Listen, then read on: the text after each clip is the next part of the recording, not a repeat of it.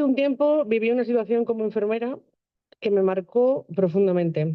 Era un día normal, de esos en los que todo parece seguir un curso habitual. Pero hay momentos que rompen esa normalidad para siempre. Aquel día hice lo que sabía hacer. Actué como profesional, respondí como enfermera, seguí ese protocolo. Pero cuando todo terminó y me quedé sola, me di cuenta de algo que no nos enseñan, que sabemos cuidar, sabemos actuar, sabemos responder, pero no siempre sabemos qué hacer con lo que nosotras sentimos. Nadie nos prepara para sostener ese silencio de después, para volver a casa y seguir dándole vueltas a lo que hemos vivido. Ahí entendí algo más, que muchas veces creemos que estamos llegando a las personas, pero no siempre sabemos cómo se vive todo eso al otro lado del cuidado. ¿Qué siente una familia? ¿Qué queda después? ¿Qué se entiende de lo que decimos y qué no? Y por todo eso, esta mesa es diferente, porque hoy no vamos a hablar solo desde nuestro lado, como profesionales. Hoy vamos a escuchar lo que ocurre al otro lado. Y vamos a empezar con una voz que muchas veces queda en silencio, la del familiar. Hoy nos acompaña alguien que ha vivido de cerca una pérdida por suicidio y que ha decidido hacer algo profundamente valiente, poner palabras a una experiencia que muchas veces no se sabe cómo contar. Alguien que desde su profesión, como periodista y como escritor, y así lo ha hecho en su libro titulado Contra el silencio, ha plasmado su vivencia personal, su superación del duelo y nos puede ayudar a entender mejor qué ocurre cuando el dolor atraviesa a un familiar. Es todo un placer para mí presentarles a Alberto Gómez García.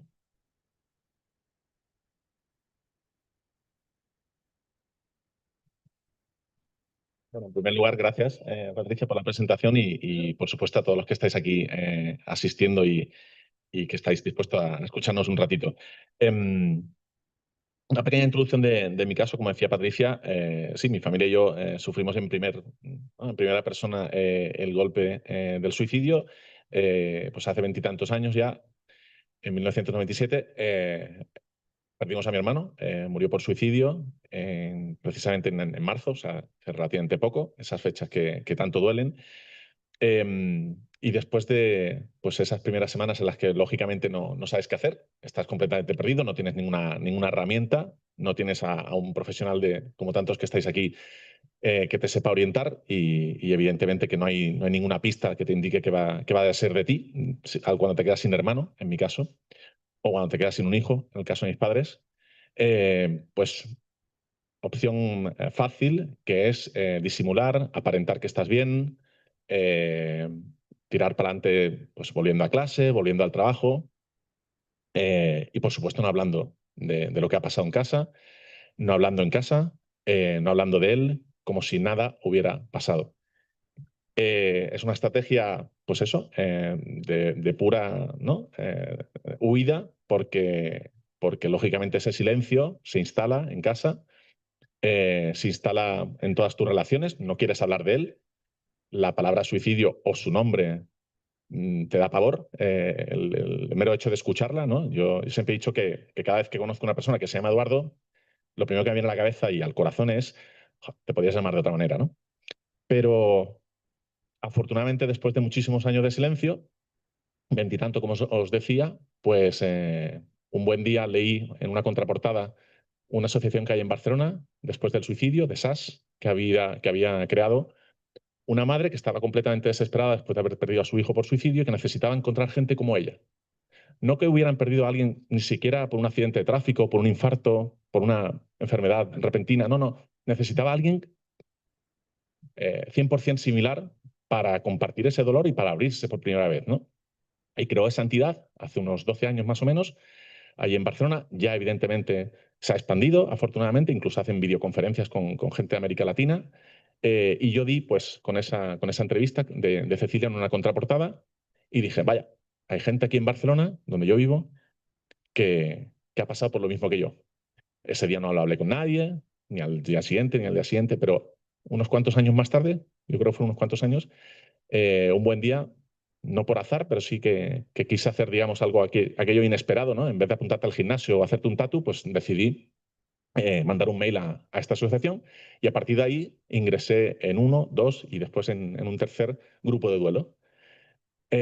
Grupos de duelo que son maravillosos, que son imprescindibles, que es muy raro que te decepcione y en los que uno encuentra pues pura complicidad, empatía y sobre todo que escuchas cosas, sensaciones o emociones por las que tú has pasado, las mismas, prácticamente calcadas, ¿no? Escuchas frases que dices, joder, es que yo he pasado por eso, ¿no? Es que nosotros en casa hacemos lo mismo, o mejor dicho, no hacemos, ¿no? Lo que deberíamos hacer, que es intentar hablar en algún momento de lo que pasó o de lo que vivimos con él, ¿no?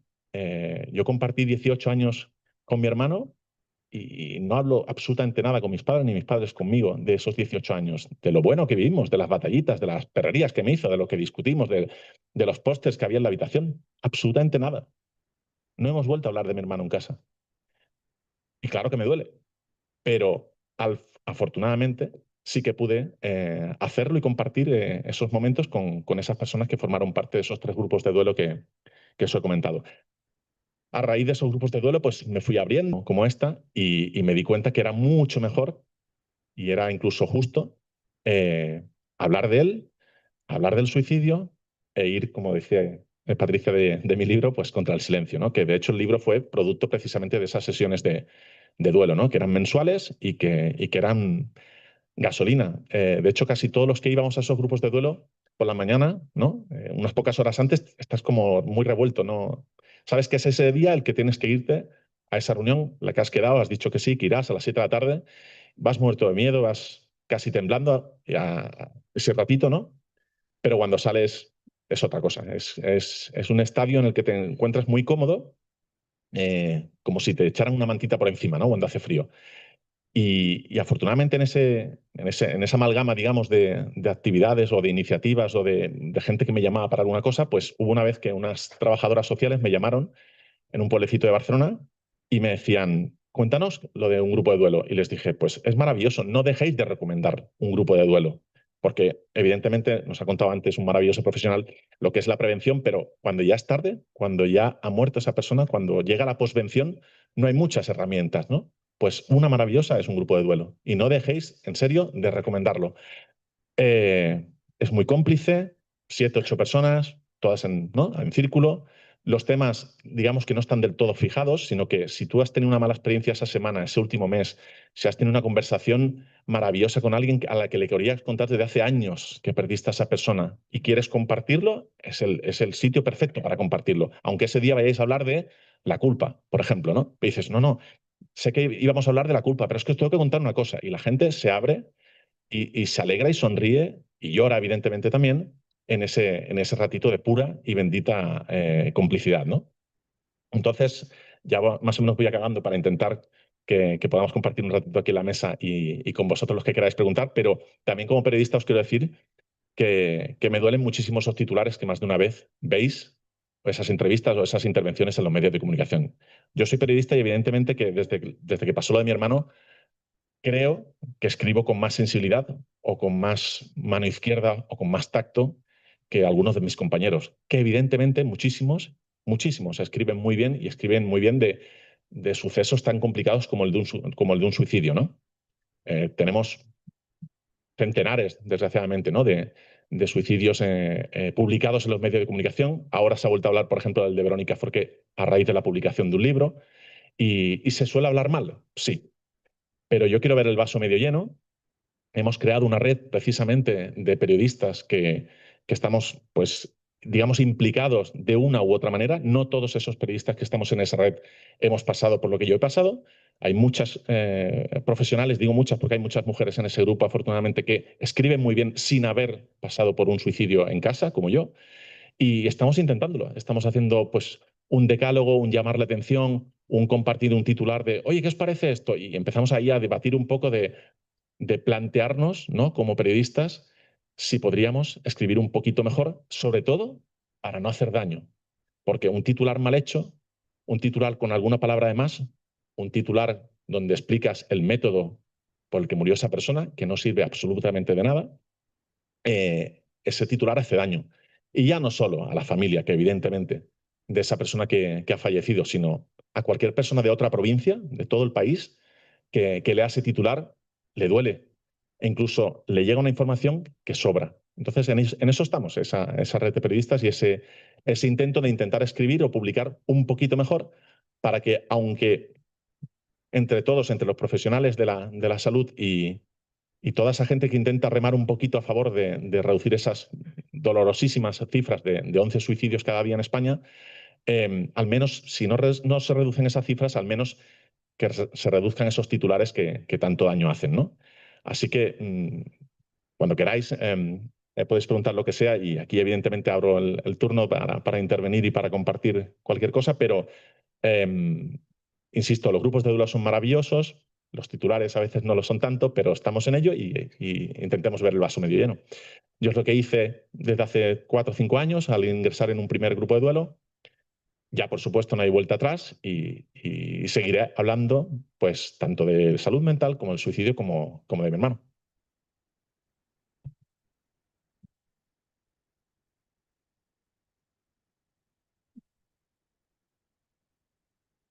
Muchas gracias, Roberto. Y después de escuchar esta realidad desde la familia, vamos a volver a nuestro lado, al lado profesional, pero desde un lugar diferente. Porque hoy no se trata solo de lo que hacemos, sino de cómo acompañamos y de cómo miramos y de cómo entendemos el sufrimiento que tenemos delante.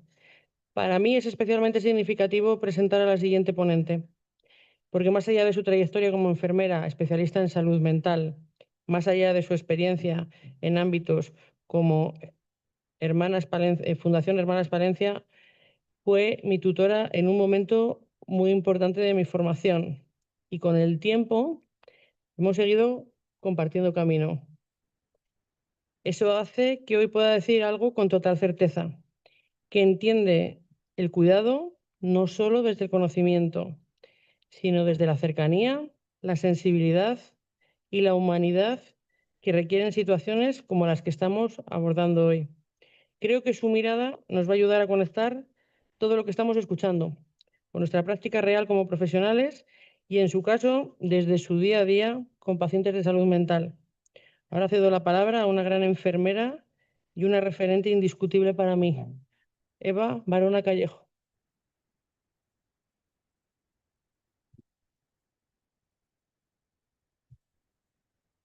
Bueno, gracias al Consejo Autonómico de Colegios Oficiales de Enfermería de Palencia, al Colegio Oficial de Palencia, gracias a la Fundación Indes, pero me vais a permitir una mención especial al equipo de enfermería del área de salud mental de Fundación Hospitalaria Palencia.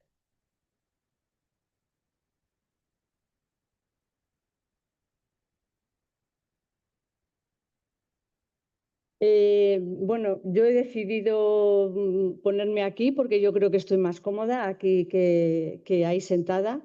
Entonces, pues bueno, esto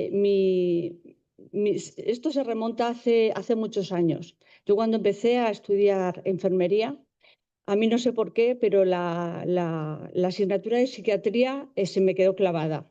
O sea, yo conservo todavía mi libro de cuando yo era estudiante y daba, era una de las clases a las que no faltaba nunca, jamás. Si faltaba alguna, no era la de psiquiatría, precisamente. Y podría haberos traído mi libro porque mi libro está lleno de apuntes, bueno, que me encantó. Y además tuve la gran suerte de que en el último rotatorio, como se llama ahora, antes era el último periodo de prácticas porque ya tengo unos cuantos años, estuve en Fundación Hospitalarias Palencia, que antes se denominaba de otra manera.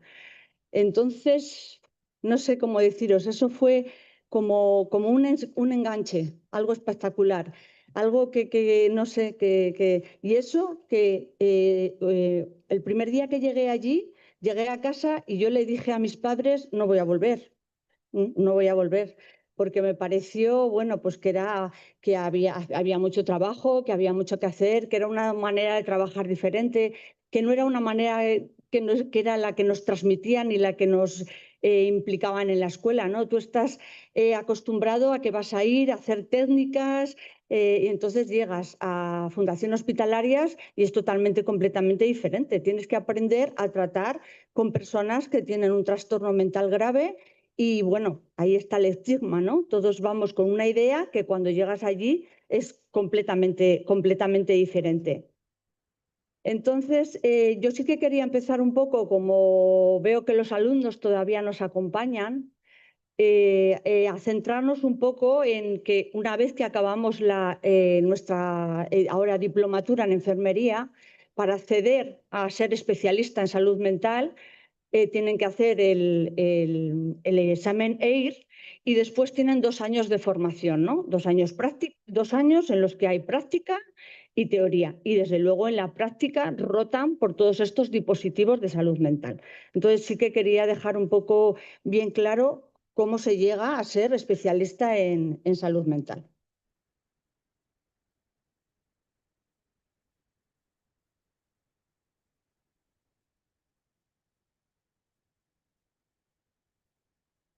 Un momento. ¿Eh? Vale. Es una pequeña estructuración de lo que yo quiero hablar, ¿no? Quiero hablar de lo que es la enfermera especialista de salud mental, que ya más o menos lo he iniciado un poco, mi trabajo en fundaciones hospitalarias, el proyecto de Radio Gurugú, que ahora os explicaré lo que es, y si me da tiempo, que Patricia te agradecería que si no me cortes, porque hay una cosa al final que no me gustaría irme sin hacerla y prefiero cortar la ponencia pero terminar con lo que tengo pensado terminar, pues sí que me gustaría hablar cómo podemos apoyar a los pacientes con problemas de salud mental desde el ámbito profesional y desde el ámbito familiar, ¿vale? Vale, bueno, enfermera especialista en salud mental no es más, va más allá de un título, va más allá de un título académico, de un perfil profesional. La enfermera en salud mental es una forma de saber estar con las personas, ¿vale? Nuestro principal trabajo es ese, estar con ellos. Sí que es verdad que lo hablaba antes. Desde luego que nosotras hacemos curas, desde luego que nosotras tenemos que intervenir en situaciones de urgencias, muchas cosas hacemos como todas las enfermeras, pero nuestro mayor trabajo es trabajar, escucharles, estar con ellos. Entonces nuestro trabajo diario va más allá del diagnóstico, va más allá del síntoma y va más allá de la enfermedad, ¿vale? Nosotros trabajamos de una manera, un enfoque biopsicosocial, o sea, trabajamos el paciente en todo, íntegramente, no solo en su enfermedad. Luego tenemos una formación muy especializada. Manejamos fármacos, manejamos psicofármacos, tenemos entrevistas con los pacientes y con los familiares, hacemos intervenciones terapéuticas, trabajamos en un equipo multidisciplinar. Está claro que nosotros tenemos que trabajar con el psiquiatra, con el psicólogo y con la trabajadora social y tenemos que trabajar y trabajamos en los planes de tratamiento individualizados de cada persona, ¿no?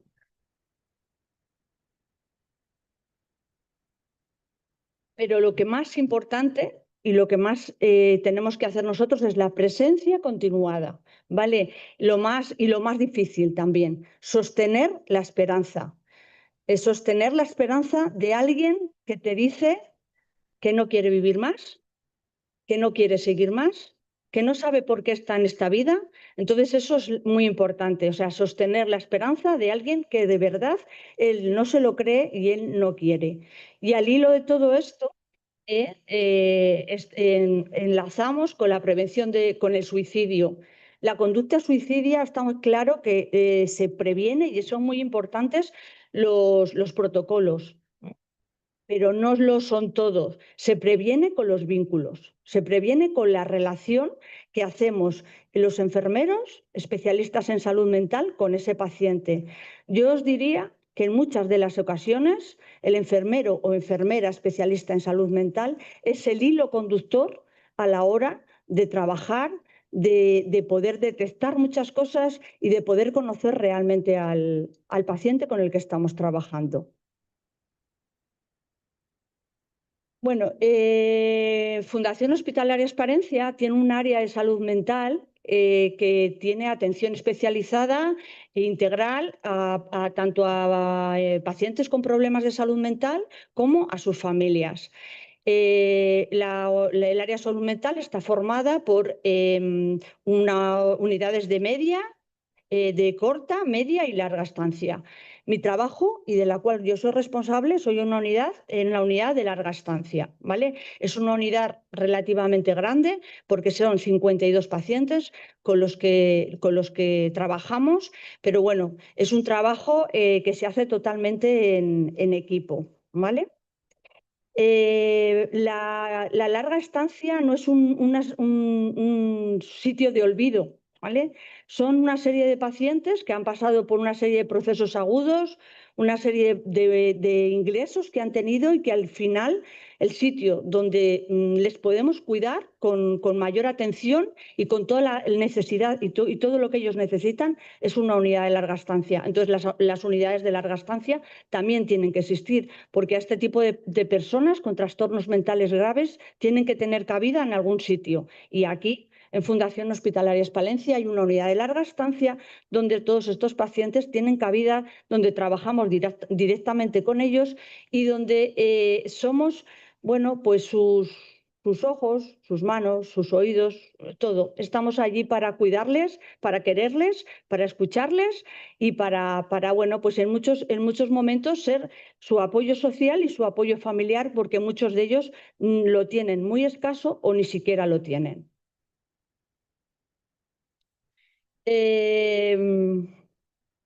Bueno, pues eso, mi día a día, pues bueno, pues comienza pues siempre con un buenos días, porque es muy importante, ¿no? El darle a todos los buenos días, hablar con ellos, que ya me gustaría muchas veces el poder hablarles y poderles dedicar mucho más tiempo, ¿no? Pero a veces la carga asistencial que se tiene, pues a veces no es posible dedicarles mucho tiempo. Pero a mí realmente lo que más me gusta de mi trabajo es eso, el poder dedicarles tiempo, el poder hablar con ellos. Yo, si os pongo un poco en estructura, el botiquín donde yo trabajo es un botiquín muy grande, ¿no? Es un botiquín bastante grande. Podría decir que es el botiquín más grande y más bonito de todo el centro. Y creo que me queda corta.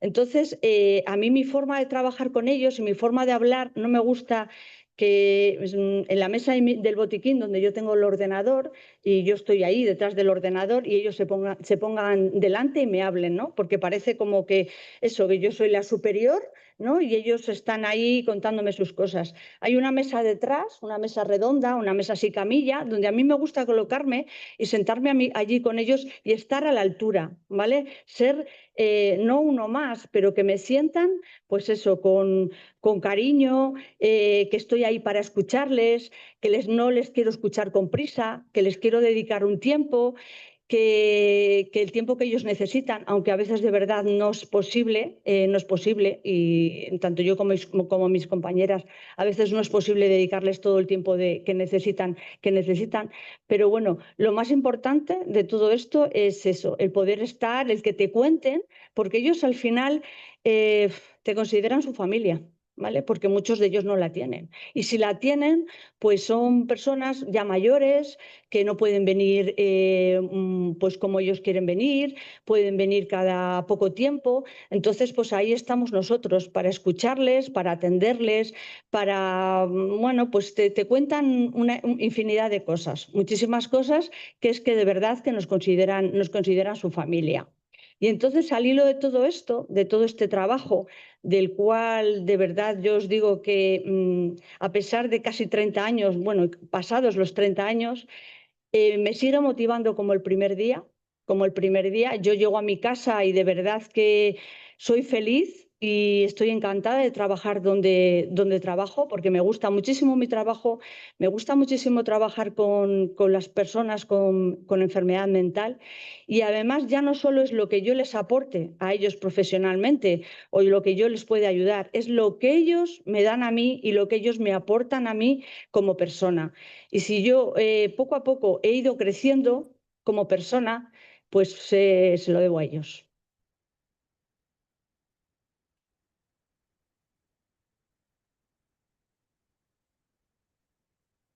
Hay 6 dimensiones que como enfermera especialista en salud mental tenemos que gestionar día a día. Es la valoración clínica, ¿no? El recoger todos esos datos de cómo se encuentran ellos. También a veces nos gusta menos, pero tenemos que actuar en gestiones de crisis. Acompañamiento emocional. Trabajo con las familias, ¿vale? Porque también es muy importante no solo trabajar con ellos, sino también trabajar con las familias. Y es una cosa que también muchas veces a las familias tenemos que escuchar y tenemos que un poco pues ser a veces no sus psicólogos, ¿no? Porque en el centro ya están los psicólogos, pero bueno, a veces somos el primer paso, las enfermeras, para luego llegar a designar y decir, pues no, mira, bueno, pues ahora tienes que hablar con el psiquiatra, tienes que hablar con el psicólogo o con el profesional que corresponda. Y luego es muy importante el trabajo de equipo, ¿vale? Es un equipo multidisciplinar y está claro que tenemos que trabajar con el psiquiatra, con el psicólogo, con la trabajadora social, pero creo que un pilar muy importante en este equipo multidisciplinar, y aquí somos todos enfermeros y no creo que nadie se vaya a molestar, es la enfermera. ¿Vale? La enfermera transmite mucha información, la enfermera está en continuo contacto con el paciente, la enfermera sabemos cuando se levanta y qué mirada tiene, sabemos que hoy no va a ser un buen día, lo sabemos. Y luego el sostener la esperanza, lo que os decía antes, para mí, de todas estas 6 dimensiones, quizás sea la más difícil, porque es muy complicado querer ayudar a alguien que ya no quiere que le ayuden, o que ya quiere tirar la toalla, o que piensa que esta vida ya no merece la pena. Entonces, pero bueno, siempre hay que intentarlo, hay que apoyarles y hay que estar ahí. Y unido a todo esto, y todo el tiempo que llevo trabajando en el centro, y todo lo que os he dicho que me aportan, viene mi gran proyecto. Mi gran proyecto, que es Radio Gurugú. Esta mañana se ha hablado de la radio. Y os tengo que confesar que bueno, les he comentado a mis compañeros de la Junta que bueno, me sentía un poco mal, pero bueno, este es mi proyecto. Mi proyecto que se puso en marcha en el 2012, ¿vale? Porque veíamos desde el área de salud mental, desde el equipo de enfermería del área de salud mental, pues que estos pacientes, estas personas con trastornos mentales, necesitaban algo más, necesitaban un espacio donde hablar, donde exponer todo lo que ellos quieren, donde decirnos todo lo que sienten. Y entonces, porque sí que es verdad que estas personas con trastornos mentales son muy habladas. ¿A qué me refiero a esto? Hablamos en los informes, hablamos en las reuniones de equipo, hablamos de ellas, pero sin ellas. Entonces, lo que queríamos con este proyecto es que sean ellas las que hablen, sean ellos los que elijan a quién deciden entrevistar, y sean ellos los que su voz se oiga en las ondas. Entonces, además de nosotros tuvimos la gran suerte, porque realmente ha sido una gran suerte, de que nuestras voces, bueno, las voces de ellos, que son los principales protagonistas, y algunas personas que estáis aquí les conocéis muy bien y creo que les habéis cogido bastante cariño, las voces de ellos se oyen cada viernes en Palencia y su provincia a través de la cadena SER.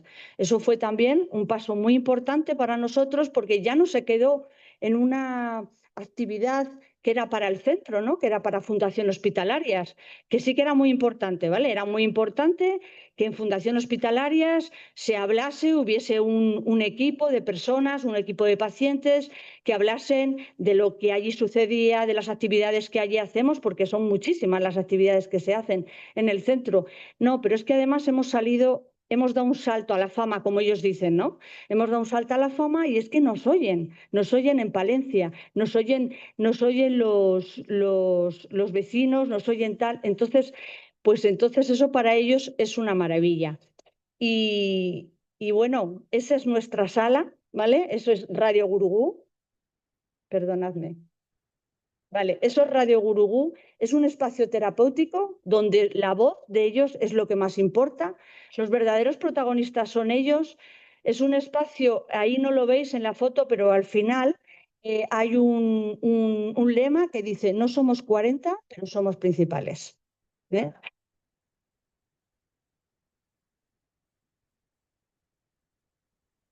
¿Por qué Radio Gurugú? Os podéis preguntar. Bueno, pues entre todos, entre mi compañera y yo, porque yo tengo una compañera con la cual trabajamos las dos, pusimos un día sobre la mesa decidir qué nombre le íbamos a elegir a la radio, y queríamos desde luego un nombre significativo que se uniese a la Fundación Hospitalarias. Y resulta que el monte donde está edificado el centro es el Monte Gurugú, y por eso nuestra radio se llama Radio Gurugú. Os voy a presentar a ellos, que son los más importantes.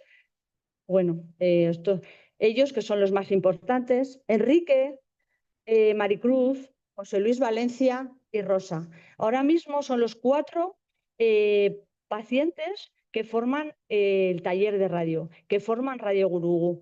Yo estoy ahí con mi compañera, que nosotros lo único que hacemos desde luego es dirigirles, pero ellos nos reunimos una vez a la semana. Ellos siempre nos comunican lo que ellos quieren hacer, lo que ellos quieren entrevistar. De verdad que es un trabajo además en equipo súper bonito, porque además cuando estamos trabajando con ellos te olvidas de que nosotras somos el personal colaborador del centro y ellos son los pacientes. Somos un equipo en el que trabajamos todos al unísono, en el que allí somos todos iguales, cada uno expone sus ideas, entonces ellos hablan, exponen sus ideas y se les da la palabra, que yo creo que es muy importante.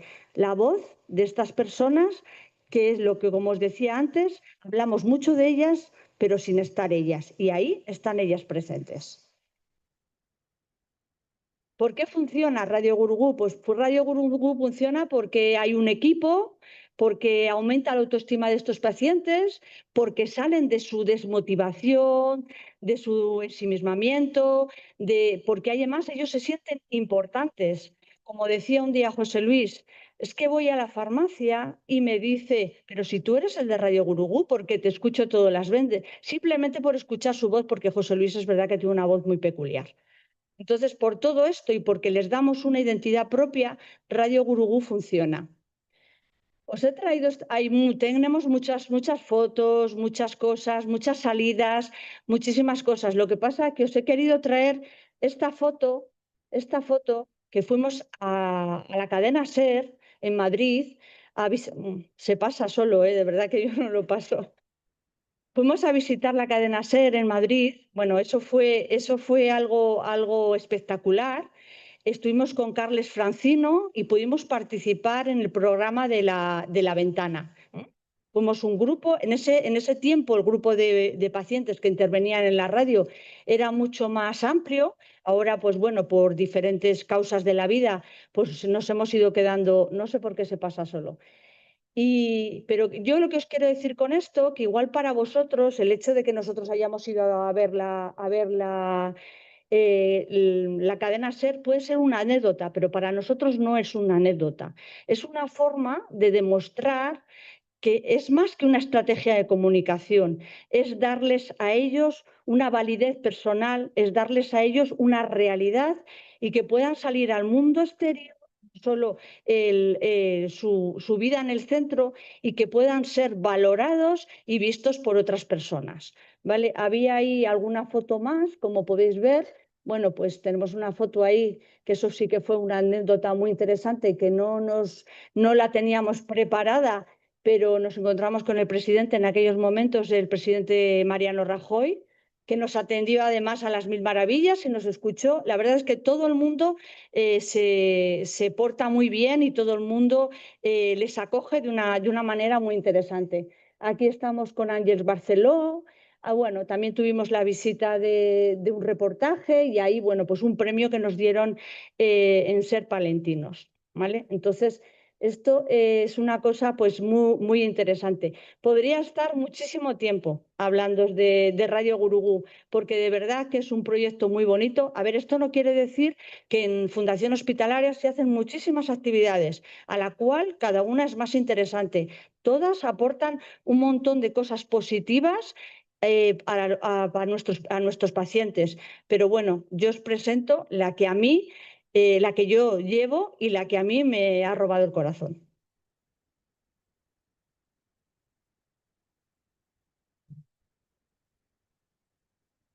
No quería tampoco dejar atrás y hablar un poco del estigma, ¿vale? El estigma al final es una barrera, ¿no? Es una barrera que nos encontramos para la inclusión social, para el empleo y para la recuperación de estas pacientes con trastorno mental. Perdón.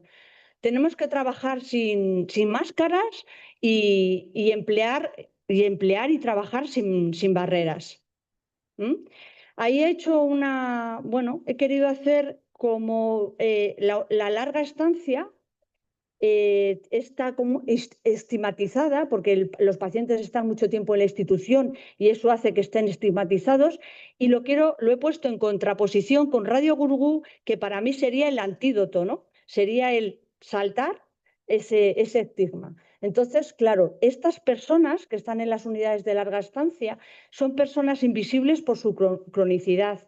Están muy estigmatizadas porque llevan mucho tiempo en la institución. Además, son personas que nuestra tarea, la tarea de las personas, los colaboradores que trabajamos allí, es devolverles su dignidad cada día. Entonces, Radio Gurugú sería el antídoto, porque la voz propia frente al silencio, ¿no? Estas personas en silencio no hablan, no salen al exterior. Entonces, Radio Gurugú sería como el antídoto. Pasan a ser de pacientes a autores, pasan a ser personas que su voz importa. Luego la visibilidad, ¿no? que se da a ellos y que se da al centro también, ¿no? Y luego la lucha contra el autoestigma, porque ya es muy importante el estigma, pero también ellos tienen su autoestigma. Y ahí yo creo que Radio Gurugú hace una labor muy importante para dar un salto para superar ese estigma. ¿Cómo apoyar? Os lo decía al principio, que me parece muy importante cómo vamos a apoyar a estos pacientes que tienen trastornos mentales graves. Pues los vamos a apoyar, es muy importante que los apoyemos desde el ámbito profesional, pero es muy importante que les apoyemos también desde el entorno cercano, ¿vale? Entonces, desde el entorno cercano es muy importante que les escuchemos sin juzgarles, que les preguntemos directamente, ¿vale? Porque a veces el que haya una persona que, bueno, pues que nos comente, por ejemplo, mi vida ya no merece la pena, ya no quiero seguir viviendo. Muchas veces en el entorno familiar lo que intentamos hacer es evadirnos, ¿no? Nos parece una conversación muy difícil, entonces evadimos el tema. Entonces muchas veces es que hay que preguntar directamente, ¿vale? Directamente lo que nos quieren decir. Es muy importante también entre el paciente y el ámbito cercano que mantengamos el vínculo, ¿vale? Evitar el estigma, conocer los recursos y cuidarnos, ¿vale? Cuidarnos nosotros también, ¿vale? Tan importante es que cuidemos a nuestros pacientes, a nuestros familiares, como cuidarnos nosotros. Porque ¿quién nos cuida a nosotros? ¿Quién cuida al enfermero, al colaborador, a todo el profesional? ¿Y quién cuida a esas personas que en su casa tienen personas con un trastorno mental? Desde el ámbito profesional, bueno, pues para informar a la familia, y eso lo dejo así como lo paso les podemos informar de los recursos públicos y los recursos privados que existen para que pidan ayuda.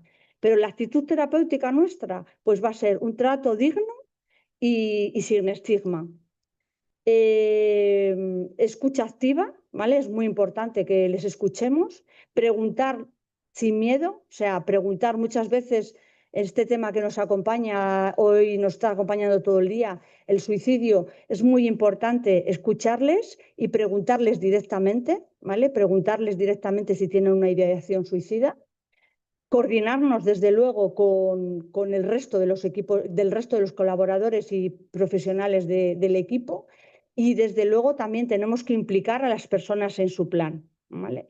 Ahora mismo, según estaba hablando, pues bueno, me estoy acordando, en referencia al suicidio, yo una tarde de un día festivo aquí en Palencia, pues tuve la mala suerte de tener que ver a uno de nuestros pacientes con los cuales habíamos trabajado mucho tiempo, que se suicidó en su habitación. Entonces, yo os diría que para mí ese día fue un fracaso total, ¿vale? Un fracaso, una derrota, en principio un fracaso profesional, porque me hice muchas preguntas y dije, ¿qué no he visto? ¿Hasta dónde no he llegado? ¿Qué no he podido, qué podía haber visto y no he llegado a ver? Bueno, muchas cosas. ¿Por qué en ese momento no habíamos subido a la habitación? Y también fue un fracaso profesional, porque con esa persona habíamos establecido un vínculo muy grande, un vínculo de escucha, un vínculo de hablar todos los días, un vínculo de que ya había llegado un momento que había sido un vínculo pues muy estrecho. Entonces, claro, tu vuelta a casa después de ese día, te haces tantas preguntas que llegas a casa, la verdad, con un gran dolor, pero que al final pues ves que, bueno, pues no podías haber hecho nada más que lo que hiciste, pero tienes que hacer un duelo. Nosotros también, cuando uno de nuestros pacientes se suicida, también tenemos que hacer un duelo, ¿vale? Porque como profesionales también hemos tenido una pérdida, ¿vale? No es nuestro familiar, pero también hemos tenido una pérdida.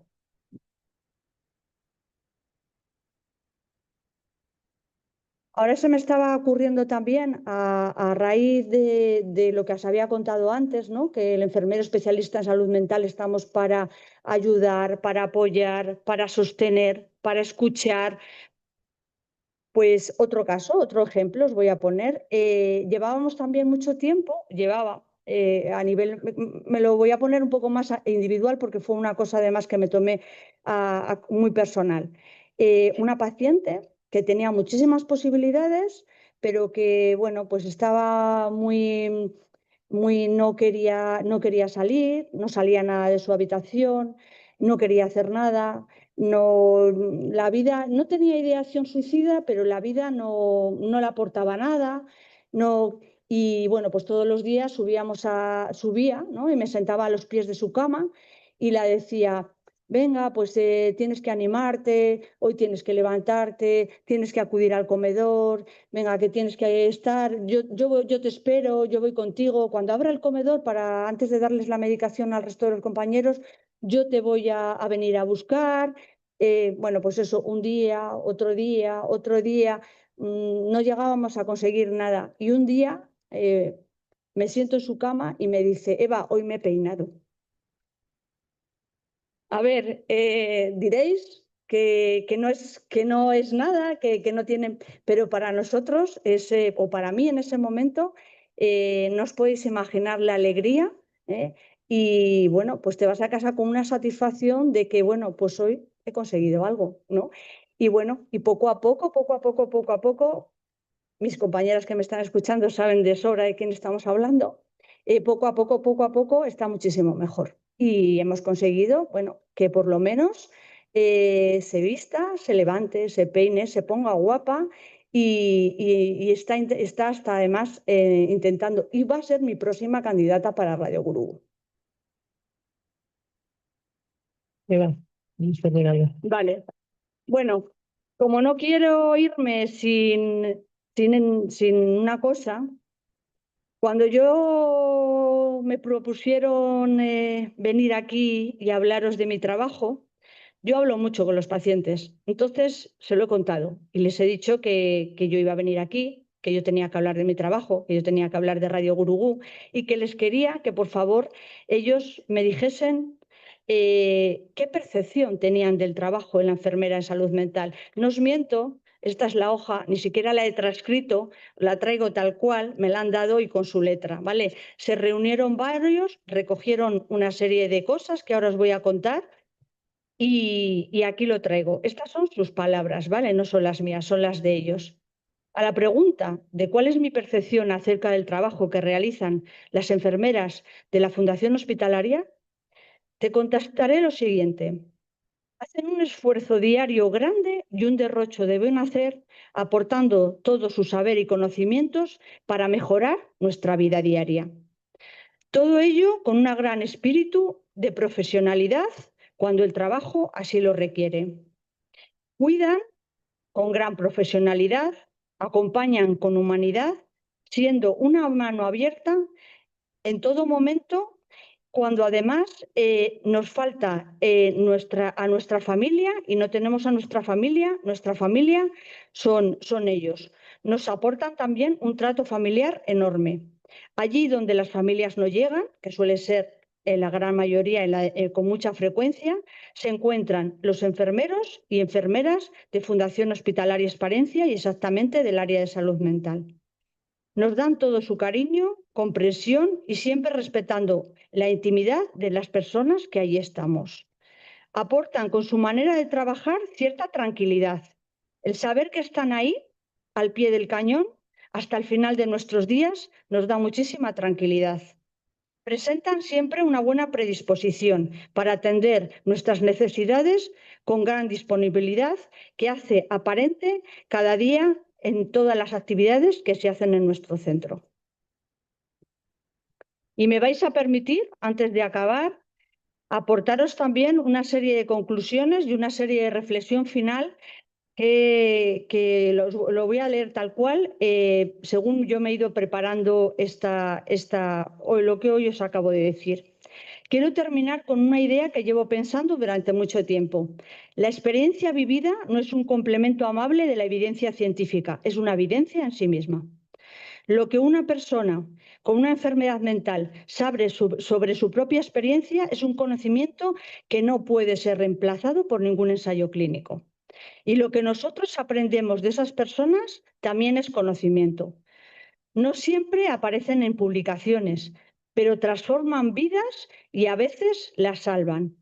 Mi propuesta es no olvidar que detrás de cada protocolo hay una persona.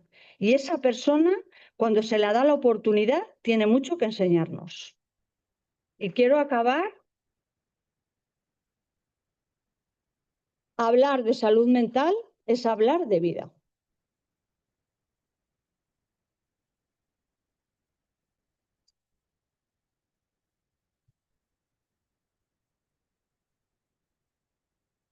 Muchas gracias, Eva.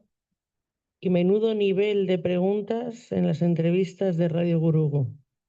Eso no lo ha dicho. Y yo creo que es el momento de decir una cosa, una reflexión que yo tengo aquí apuntada. Yo también me la traía. Yo se lo repito a mis alumnos, que están por ahí arriba, les he visto a todos, e incluso mis compañeros y mis amigos me han oído decirlo muchas veces.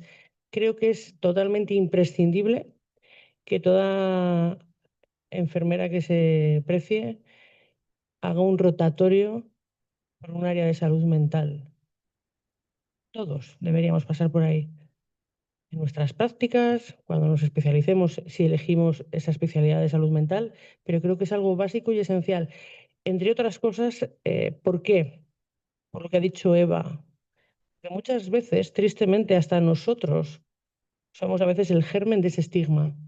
Y es imperdonable que en los tiempos que corren, los profesionales sanitarios todavía a veces tengamos esas ideas preconcebidas de lo que es un paciente de salud mental que no tienen nada que ver con la realidad.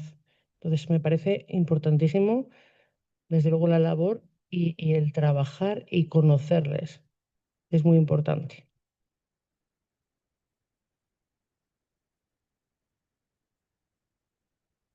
Y ahora vamos a hacer algo imprescindible. Vamos a escuchar la voz de quien vive todo esto en primera persona.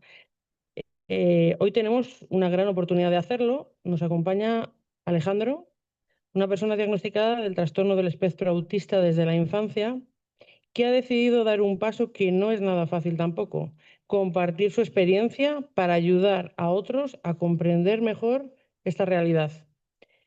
Desde hace tiempo trabaja en la divulgación sobre el autismo, acercando esta realidad a diferentes públicos, con un objetivo muy claro: mejorar la comprensión y con ello en nosotros el cuidado. Ha participado en distintos espacios, entre ellos una charla TEDx en su ciudad, León, y hoy viene a compartir con nosotros algo especialmente importante: su visión sobre la salud mental desde dentro y, y como sociedad podemos cuidar, entender mejor cuando realmente entendemos. Con todos vosotros, Alejandro Gayol Baltasar.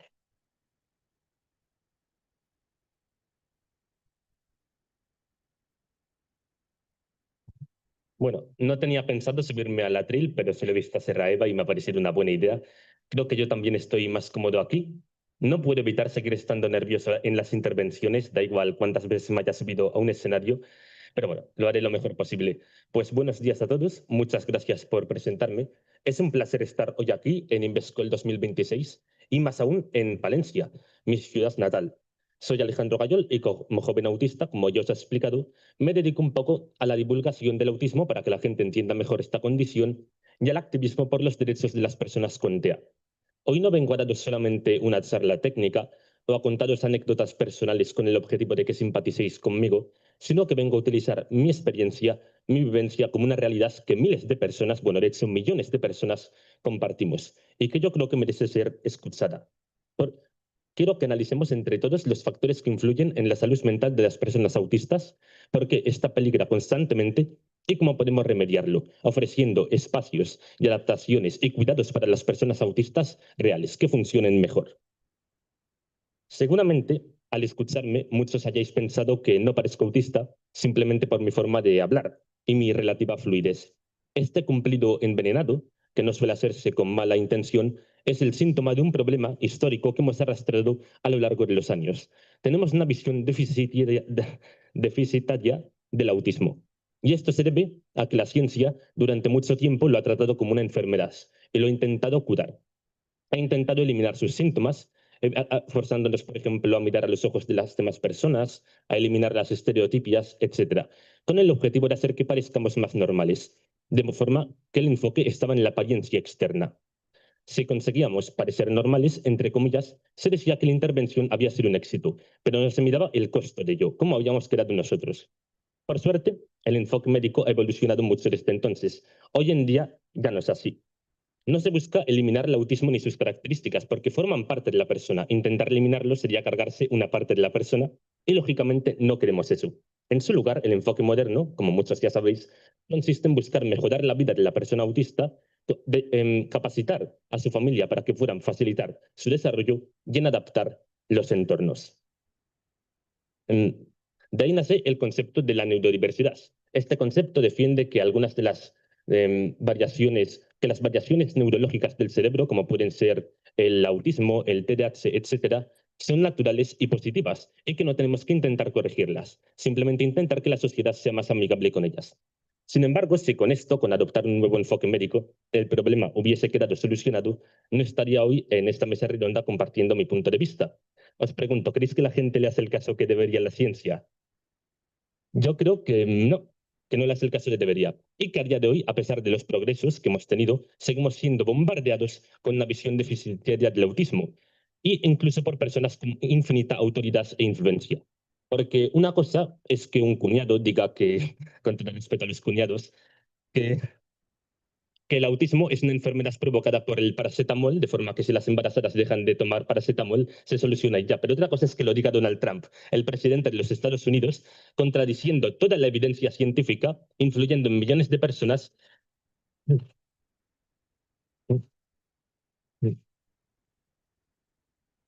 y sin ningún tipo de consecuencia. Ese es realmente el origen del problema y lo que influye en todos los demás. Hoy no estoy aquí para hablar de política, claro está, pero estoy para hablar de ciencia. Y lo que está claro es que esas polémicas afirmaciones de septiembre de 2025, o sea, poco tiempo ha pasado, contradicen completamente el consenso científico y hacen mucho daño.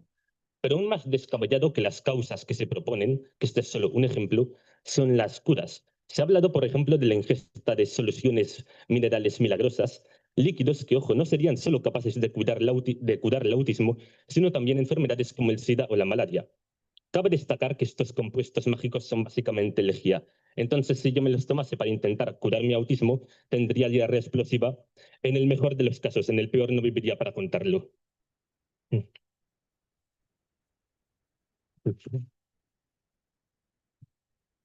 Y esto es solo un ejemplo, o sea, tienen muchísima originalidad y mucha imaginación por inventarse pseudocuras. Otras incluyen una terapia sin gluten, que aunque esta no me mataría, creo que podría quitarme las ganas de vivir.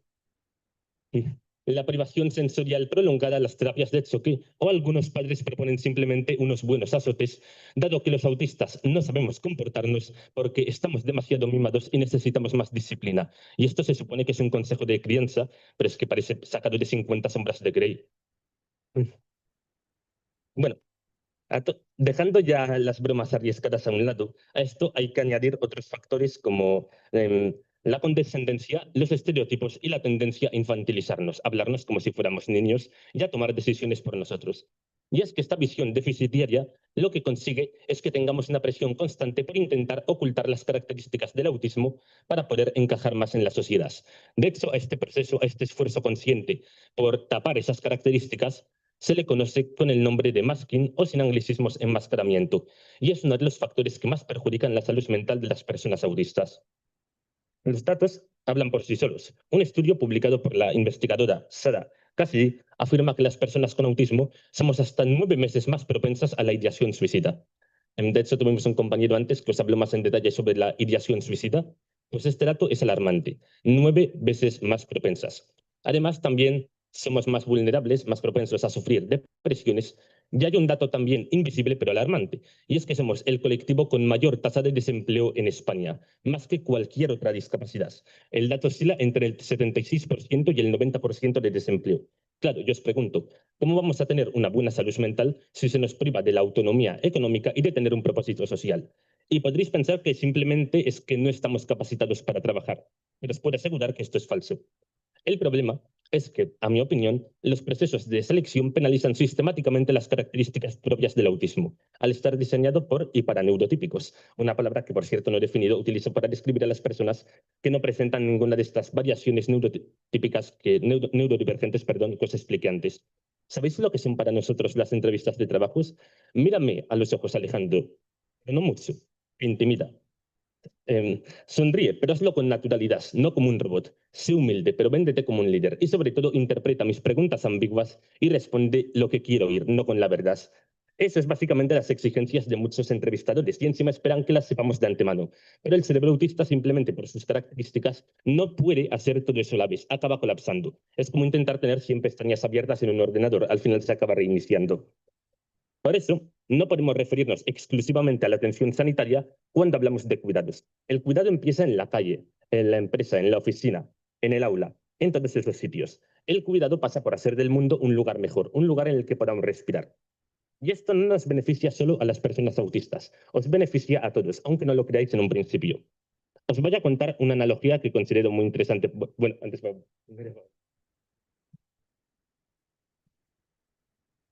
que se me estaban ya secando los labios. Una analogía muy interesante, y es que los mineros de las minas de carbón del siglo XVIII bajaban a la mina con un pájaro en una jaula, con un canario concretamente. Si en algún momento ese canario se desmayaba, era la señal de que el aire que estaban respirando, el aire de esa mina, era demasiado tóxico y por lo tanto debían retirarse. No significaba que el pájaro fuera enfermo, estuviera débil, simplemente era el primero por sus características en sentir un veneno que tarde o temprano los mataría a todos de todas formas. Creo que las personas con autismo somos los canarios del siglo XXI y que nuestro entorno se ha vuelto bastante hostil. Entre ello podemos hablar de contaminación lumínica y acústica por todas partes, exigencias de productividad sin tregua, comunicación pasivo-agresiva indirecta, postureo, falsedad y un largo etcétera. El cerebro neurotípico ha desarrollado una habilidad sorprendente para mentirse a sí mismo y fingir que todo está bien. Pero el caso es que las personas con autismo no tenemos ese filtro. Por eso no encajamos. Se habla cada vez más de las necesidades de las personas con TEA gracias a divulgadores como yo, sin querer echarme flores. Pero creo que es importante recalcar que no estamos pidiendo privilegios para nosotros, sino un aire más limpio para todos. Porque una sociedad en la que una persona autista puede respirar y puede estar tranquila es por definición más saludable para todos. Vosotros también lo necesitáis, aunque no siempre seáis tan conscientes de ello. A esto, de hecho, en la divulgación sobre discapacidad se le conoce como efecto rampa, y lo que quiere decir es que las personas pensadas en un principio para personas con discapacidad acaban siendo beneficiosas para todo el mundo. Por ejemplo, que si ustedes instalamos rampas en las ciudades para que las personas en silla de ruedas puedan acceder. Bueno, estamos beneficiando a personas que lleven maletas, a personas que lleven carritos de bebés, a ancianos, etc. Al final, todos salimos ganando. Y aquí creo que es donde estáis vosotros, porque como profesionales de la salud tenéis una autoridad que mi voz de por sí sola no tiene. Podéis transformar el sistema desde dentro, podéis descontaminar el aire. Ahora no puedo abarcar todo lo que me gustaría abarcar en esta intervención, pero sí que me gustaría daros unas pautas concretas que yo creo que pueden servir para asentar las bases de un cambio real y que además podréis empezar a aplicar a partir de mañana. El primero es que prioricéis nuestro bienestar interno frente a la normalización de nuestra conducta externa. Me explico. El éxito de vuestro trabajo no depende de que el paciente pase desapercibido en su entorno, sino ante todo de que sea feliz y se sienta seguro. Pero es muy probable que a vosotros os hayan enseñado a medir el éxito en función de lo que se reduce una conducta desafiante. Os pido que cambiéis el enfoque. De nada que sirve que un paciente aprenda a contenerse, a no hacer una conducta desafiante, por ejemplo, balancearse en la consulta, si por dentro está sufriendo una sobrecarga sensorial al intentar evitarlo. Mm, El verdadero cuidado no silencia el síntoma, sino que atiende a la necesidad que hay, real, que hay detrás. Lo segundo es que tengáis en cuenta la accesibilidad cognitiva a la hora de transmitir información. Esto se puede hacer de muchas formas. Podéis intentar evitar las preguntas retóricas o ambiguas, darle información de forma clara, por pasos, por escrito. Bueno, en general, intentar hacer que el entorno sea más predecible, porque precisamente los entornos impredecibles también es algo que perjudica gravemente a las personas autistas. Podría considerarse el mayor enemigo de nuestra salud mental, la incertidumbre. Lo que para nosotros es una necesidad vital, también es una comodidad para el resto de personas, que cuando van a una consulta están en una situación de vulnerabilidad y por lo tanto algo que buscan especialmente a la hora de continuar son certezas. Y por último, y no es lo menos importante, sino yo diría que más importante, es usar vuestra influencia para garantizar nuestra autonomía en lugar de intentar tutelar nuestras vidas. A veces, en nombre de el cuidado, sacando la bandera del cuidado, se intenta tomar decisiones por nosotros. Se nos infantiliza, se nos trata como si fuéramos niños y acaba resultando peor el remedio que la enfermedad. Como profesionales, como sanitarios, tenéis la autoridad para influir en políticas públicas, en empresas, en instituciones, etc.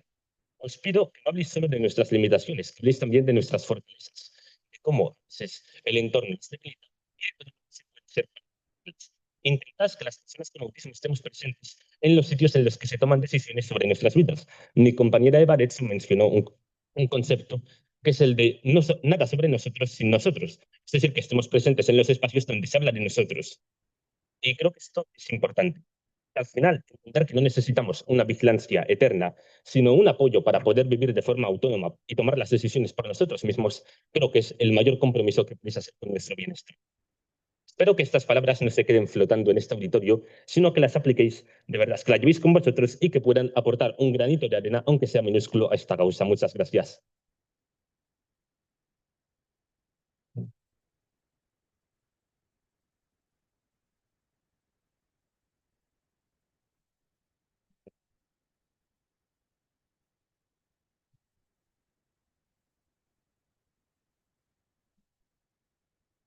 Qué maravilla, ¿no? Así nos hemos quedado todos. ¿Tenemos alguna pregunta para los ponentes, para la mesa?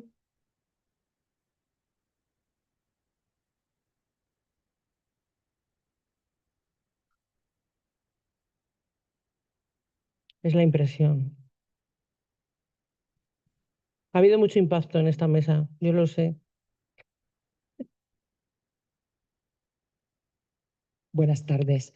Yo quiero daros las gracias. Gracias por compartir desde el corazón vuestras experiencias, hacernos partícipes de ellas y dejarnos con este silencio que os admira y os agradece esto. Gracias.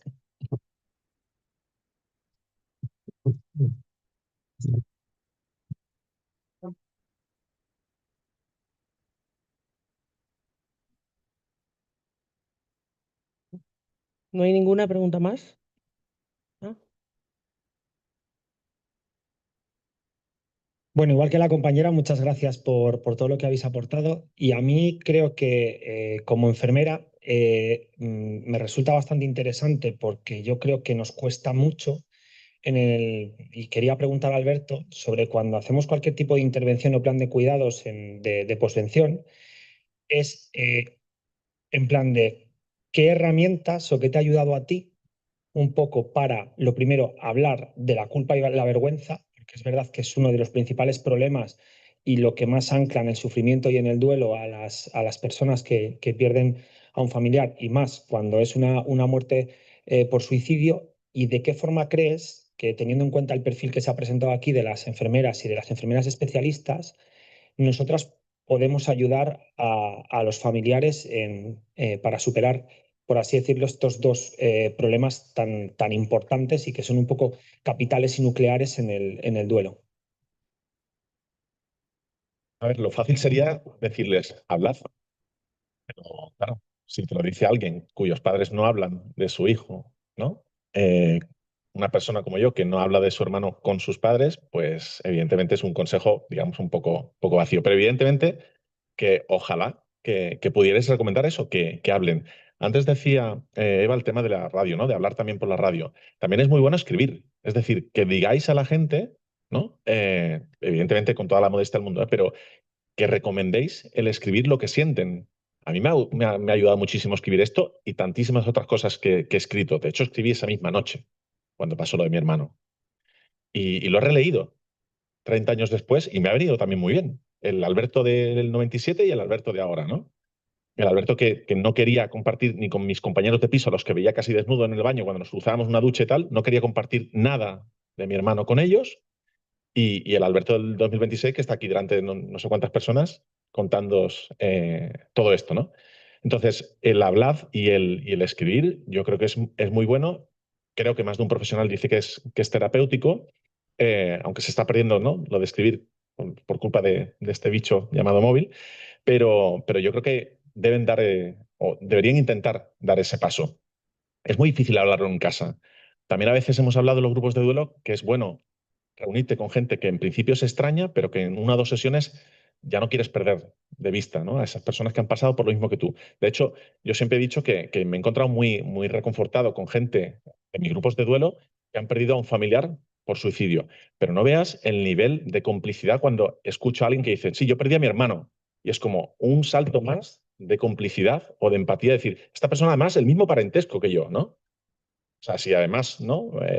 Ya tienes unos cuantos ingredientes para atarte a esa persona, pues si es el mismo parentesco ya ni te cuento. Entonces, grupos de duelo, hablar, escribir y otra también, se me ocurre, intentar compartirlo con familiares que a lo mejor, digamos, no son de la primera corona. Me explico.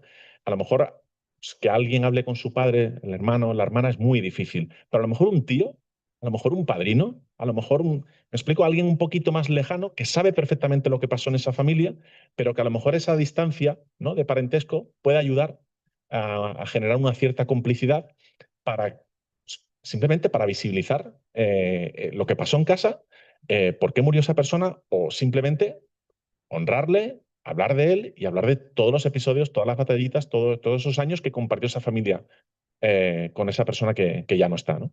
Creo.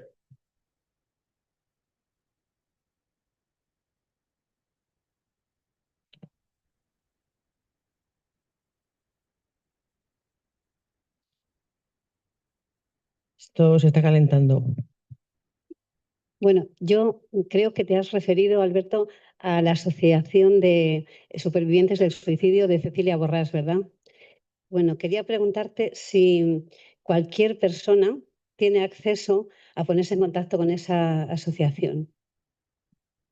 A ver, desgraciadamente, no todos los que estamos aquí tenemos todos los recursos y todas las herramientas que nos gustaría tener para reducir, ¿no?, digamos, ese problema de salud mental o las muertes por suicidio que hay en España, 11 cada día. Pero es cierto que, digamos que DESAS, que son las siglas, después del suicidio, Asociación de Supervivientes, ha ido creciendo, nació hace 12 años y ya incluso tiene un local.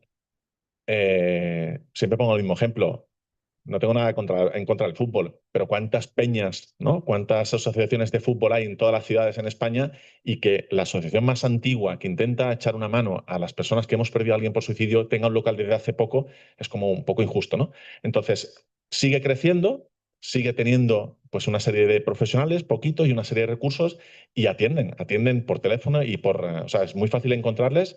Tienen la página web en castellano y en catalán, y os digo, sé que de vez en cuando han atendido a gente, incluso en América Latina, a través de videollamadas.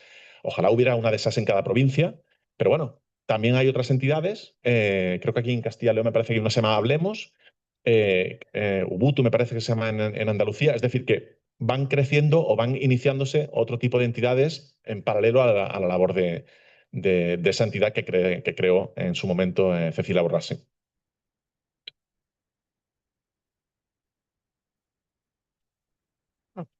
Bueno, yo es dar otra vez mi opinión. Yo pienso que lo primero, debemos normalizar todos la muerte, sea natural o sea una decisión personal de una persona. Respecto al suicidio, yo pienso también, puesto que en alguna ocasión me lo planteé, el sufrimiento, el dolor, cuando es insoportable para la persona que está en esa situación, pues el suicidio, la muerte, es una salida. No, la desesperanza le lleva a eso, y no el resto de las personas que se quedan aquí no deberían de sentir esa culpa, igual que si fuera una muerte natural. Es mi manera de ver.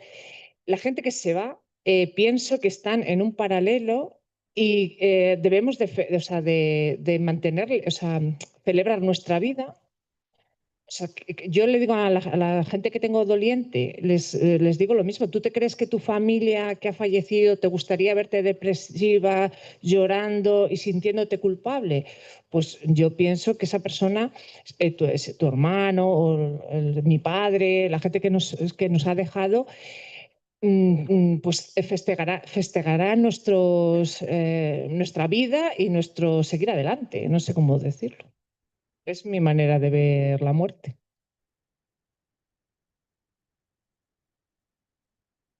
Te iba a decir una cosa muy sencilla. Llegas y pierdes el tren, ¿no? Y dices, ay, si hubiera salido 5 minutos antes, tal, no hubiera perdido el tren, ¿no? Una cosa de la pura cotidianidad. Imagínate ser padre, ser madre de una persona que se supone que eras de las personas que más conoce a esa persona, ¿no?, como padre o como madre, y que un día ya no está. Te vas a hacer 50 millones de preguntas inevitables, digo, poniendo el ejemplo de haber perdido el tren, ¿no? Si tanto conoces a esa persona, ¿cómo no has podido, ¿no? Entonces son esas preguntas, esas hipótesis, ese easy, ¿no?, que yo creo que son inevitables. Ojalá no se las hiciéramos, ojalá no existiera la culpa, ojalá no tuviéramos vergüenza, y a eso estamos aquí.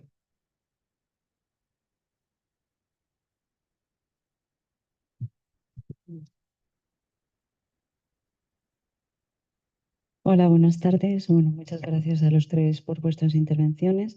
Tenía una pregunta para cada uno de los ponentes. Para Alberto, creo, porque lo he perdido. Un momento. Sí, Alberto. Para el caso de Alberto, que has comentado, bueno, pues que al principio, cuando tu hermano falleció, no hablabas de ello con nadie. No sé si lo normalizaste o pensaste en algún momento en acudir a algún recurso de salud mental. Eh, para, para Eva, ¿qué tipo de, o sea, cuál es el público objeto de vuestra radio, de Gurugú, y qué tipo de temas se tratan? Y para Alejandro, que has hablado del enmascaramiento de síntomas. ¿Tú has vivido esas situaciones? ¿Qué tipo de síntomas han intentado enmascararte? En el orden que queráis. Alejandro. Gracias. Bueno, el enmascaramiento, hasta cierto punto, lo he vivido. Y lo hemos vivido todos, creo. Algunos en mayor medida que otros. Yo, al final, desde pequeño, se me ha inculcado el autismo como algo ni mejor ni peor, simplemente diferente, pero algo que respetar, natural, que aceptar y que integrar. Y aunque sí que he tenido terapias con el objetivo de mejorar mi calidad de vida y poder integrarme un poco más, nunca he sentido la presión de tener que ocultar quién soy para poder encajar. Por desgracia, no todo el mundo puede decir lo mismo. Y algunas de las características que más se ocultan, bueno, se obliga mucho, por ejemplo, a forzar el contacto visual. Y esto es normal porque España es un país, bueno, vivimos en general en un país que tiene mucho la cultura del contacto visual y no solo eso, sino también del contacto físico, abrazos, besos intensivos y cosas así. Cosa que, bueno, obviamente no estoy criticándolo ni digo que esté mal, pero para ciertas personas autistas puede no ser lo más cómodo. Y es también las estereotipias. Bueno, es una cosa que mencioné antes, pero no definí muy bien, no sé si se ha visto lo que es. Son básicamente movimientos sensoriales que hacemos con el objeto cuando tenemos como, bueno, que hacemos con el objetivo de desahogarnos en cierto sentido, o al menos de regularnos nuestro estado. Y estos movimientos se pueden hacer con cualquier cosa, por ejemplo, puede estar así con unos cordones, o por ejemplo, pueden ser de la sudadera o la tarjeta de ponente, pues puede estar así todo el rato. Estas cosas son habituales que se hagan. Pero, claro, a los demás les incomoda, les asusta y al final es normal que intentemos no hacerlo. Bueno, de hecho os voy a contar una anécdota muy interesante en relación a cómo hasta las características más sencillas, por malinterpretarse, pueden acarrear mucha confusión. Y es que yo en 2023, a finales, en diciembre, estuve en un intercambio en Estados Unidos, 20 días, con una familia americana que no me pudo tratar mejor. La verdad es que les tengo mucho cariño, fueron muy agradables. Pero bueno, cuando llegué, precisamente al principio, precisamente por estas estereotipias, movimientos que hacía con los cordones y con otras cosas, lo interpretaron como algo violento o algo peligroso y se asustaron y llamaron a mi familia. Entonces tuvieron que explicarles en lo que consistía en realidad para que se pudieran tranquilizar. Al final, cuando creces, aprendes a que no se note tanto, pero en el fondo nada cambia dentro de ti. Tú sigues siendo tú mismo. Y bueno, precisamente con toda la actividad de divulgación que hago, intento que esta clase de confusiones, de malentendidos no se produzcan y que la sociedad cada vez sea más receptiva con estas cosas.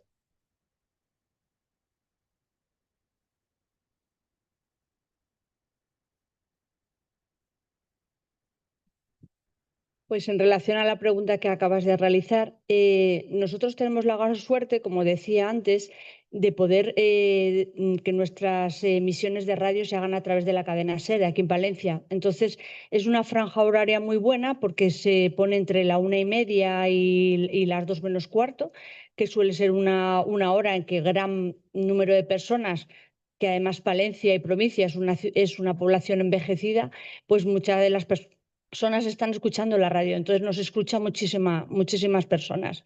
También es verdad que están las redes sociales, porque a la vez que sale nuestro programa cada viernes, se cuelga en redes sociales también con una serie de contenidos y con el audio original. Y entonces nuestros contenidos en un principio solo eran cosas relacionadas con el centro, porque se hacen muchas más actividades que no solo son la radio, pues informar todas esas actividades de la vida en el centro y tal. Pero llegó un momento que ellos, los pacientes que forman el grupo de radio, lo que más les gustaba y en lo que ahora más nos hemos enfocado es en las entrevistas. Ellos les encantan hacer entrevistas, sobre todo con personas ajenas al centro, ¿vale? Personas pues referentes como escritores, pues el próximo puede ser Alejandro. Bueno, pues diversas personas que para ellos son relevantes de la ciudad o a veces pues nos podemos acercar a personas que no son de la ciudad de Palencia. Entonces ellos preparan esas entrevistas además con muchísimas ganas. Contamos que estas personas no son personas que tienen soporte informático, no son personas que van a Google ni nada de nada, son personas a la antigua usanza, que son de las que se van a la biblioteca y buscan y tal, y documentación, ¿vale? Porque no son personas que tienen no son capaces bueno, tampoco les gusta mucho el tema de buscar en Google o así. Entonces, pues bueno, pero les encanta y se informan muchísimo y hacen unas entrevistas, como decía Patricia, que ha sido una de las personas que ha estado allí, con preguntas bastante interesantes.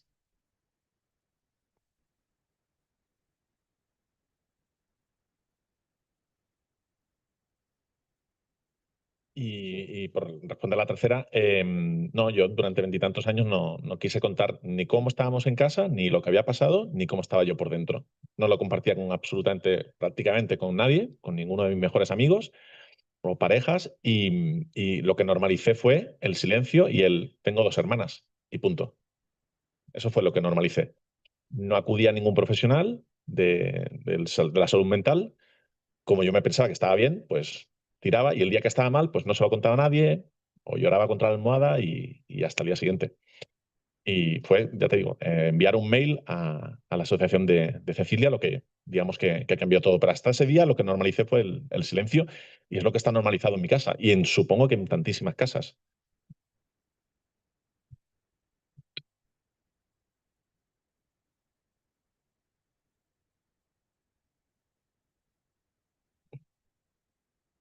Creo que ya no hay ninguna pregunta. Bueno, pues yo voy a contar alguna reflexión que me quedo de esta mesa, que es difícil hacer filtro, porque hay cosas muy potentes, hay cosas de muchísimo peso, pero bueno, creo que me quedo con cosas. Me ha llamado muchísimo la atención ese escribir para no hacer daño, que muchas veces esas cosas que podemos leer lleguen a hacer ese daño. Me parece que es algo intolerable y creo que es una cosa que evidentemente hay que solucionarla, Alberto. Eh, Ojalá, si un día nos hace falta, a cualquiera de todos los que estamos aquí, podamos encontrar ese grupo de duelo, y sobre todo vamos a quedarnos con que mañana en nuestra consulta, en nuestra institución donde trabajemos, o nos lo guardamos para junio cuando terminemos, a los del fondo, sepamos que existen esos grupos de duelo y realmente nos quedemos con esa esencia, que yo creo que es un mensaje corto e importante, que están esos grupos de duelo que ayudan muchísimo a las personas que se quedan aquí, y nos lo tenemos que meter. Eso es una de las cosas que nos tiene que quedar aquí grabadas en la cabeza y salir con ello tatuado de este cuarto Invescol. Alejandro, adaptemos esos entornos que tú estás diciendo, que me parece importante. Y mucho más importante es que toleremos, ¿no? Que fomentemos esa tolerancia y apostemos, por supuesto, por esa evidencia y por esa ciencia que decía él. Transformemos en la medida de lo posible. Somos enfermeras, lo podemos hacer, pero además casi moviendo un dedo. Transformemos hacia un cambio real y fomentemos el bienestar y un ambiente seguro, sin estigmas, para los pacientes de salud mental. Eva, de tu parte y de la mía, deberes para las enfermeras aquí presentes. Hay unas frases que ha comentado Eva que me parecen bonitas y que todavía voy a reforzar más. Una de ellas es ese sostener la esperanza. Me parece una de las frases de la jornada. Coloquémonos siempre a la altura del paciente, importantísimo. Esa prevención, que es nuestra bandera como enfermeras, me da igual del ámbito que seamos, de la especialidad que vengamos, pero ese prevenir y prevenir con vínculos. Importante también que nos quedemos con eso. Y sobre todo, que ojalá siempre trabajemos con esas buenas maneras que describe Eva y seamos capaces todos los días de llegar felices a casa. Buenas tardes.